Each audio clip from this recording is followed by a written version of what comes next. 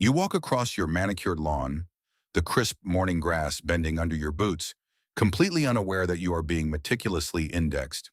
High above on a frost-covered power line that cuts a stark black streak against the pale morning sky sits a glossy crow. Its head tilts at a precise 11-degree angle, a calculated movement that aligns its sharp, obsidian beak with your exact path. To most, this is just a passing shadow in a suburban backyard. But in reality, you have just walked into an active zone of avian surveillance. This bird is not merely watching you for scraps of food, it is registering the specific cadence of your stride, the exact asymmetry of your shoulders, and the unique geometry of your facial features. It is cataloging your identity into a biological database that rivals our most sophisticated facial recognition software. For decades, orthodox biology dismissed these urban creatures as instinct-driven automatons, navigating by simple stimulus and response. We looked at their small, smooth brains and assumed their world was a blur of immediate survival needs. That monumental miscalculation is now collapsing under the weight of modern neurobiology. If you were to toss a stone toward that power line, or even stare too intently with a hostile posture, an invisible tripwire would be crossed. The bird would not fly away in blind panic. Instead, it would release a low, rattling click from its throat, a sound texture like dry bones snapping in a dense morning fog. This is an alarm call, but it is not a generic cry of fear. It is a highly specific linguistic marker encoded with information about your height, your speed, and the potential threat level of your hands. Within seconds, three more crows would materialize from the heavy canopy of a nearby pine tree, their feathers catching the weak sunlight like polished coal. They would perch on a rusted chain-link fence, their dark eyes tracking your hands with an unnerving, synchronized focus. You have just committed a transgression, and in the complex cognitive world of the corvid family, transgressions are never forgotten. They are analyzed, documented, and stored away in a mental time travel machine known as episodic memory, allowing these birds to replay past human encounters frame by frame with terrifying clarity. This is the psychological reality of the backyard landscape, an ecosystem governed by an intelligence that has quietly adapted to human civilization. To understand how deep this surveillance runs, we have to look at the groundbreaking work of field researchers who decided to test the limits of this avian memory. In a series of radical evolutionary experiments, scientists donned specific, highly detailed rubber masks, one representing a dangerous threat and another representing a neutral observer, before walking through populated crow territories. When the threatening mask appeared, holding a capturing net, the birds erupted into a chaotic, deafening chorus of harsh scolding calls, their heavy wings beating the air just feet above the researcher's head. But the true revelation came years later. The nets were put away, the original researchers moved on. Yet whenever the dangerous mask was worn onto the campus grounds, even by someone who had never met the birds, an immediate, aggressive aerial blockade formed. The birds had not just remembered a face, they had institutionalized the threat.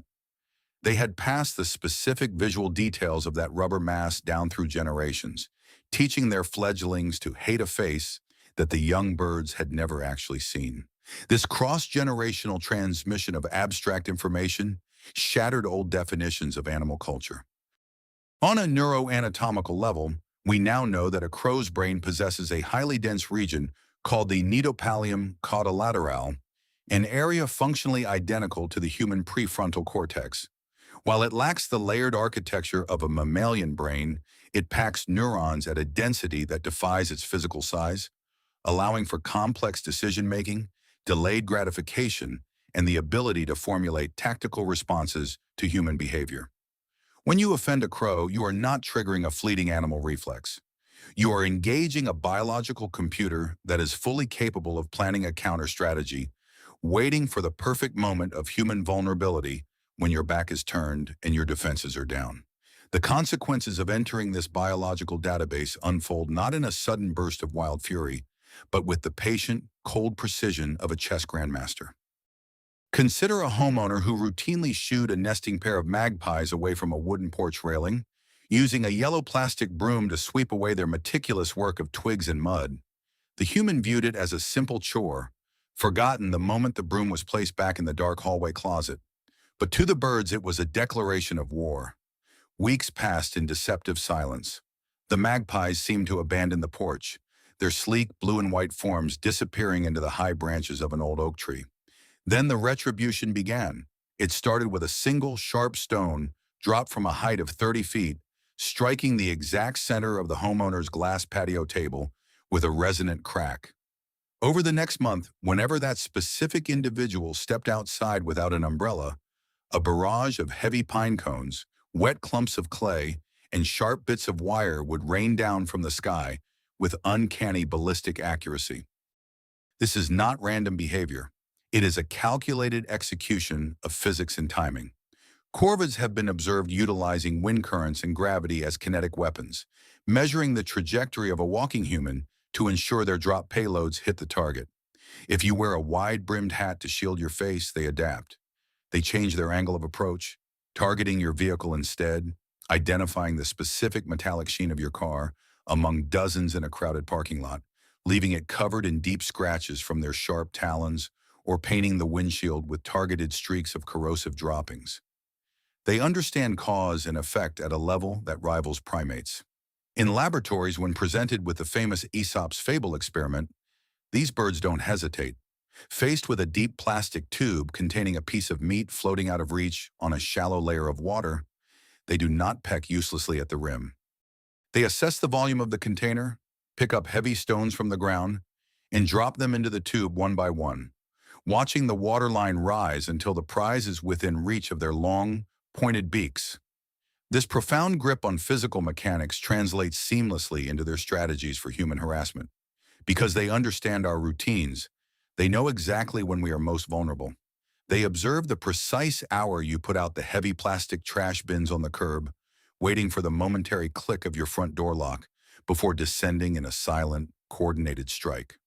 With their powerful wedge-shaped beaks, they pierce the thick industrial plastic bags, pulling out specific items with surgical efficiency, leaving a chaotic trail of waste scattered across your pristine driveway as a deliberate, visible statement of their presence.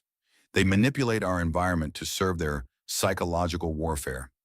A crow offended by a specific neighborhood dog will deliberately drop a stolen dog treat just out of reach of the animal's chain-link kennel, then sit on a low-hanging maple branch, emitting a mocking series of metallic, clicking vocalizations as the frustrated hound barks itself hoarse.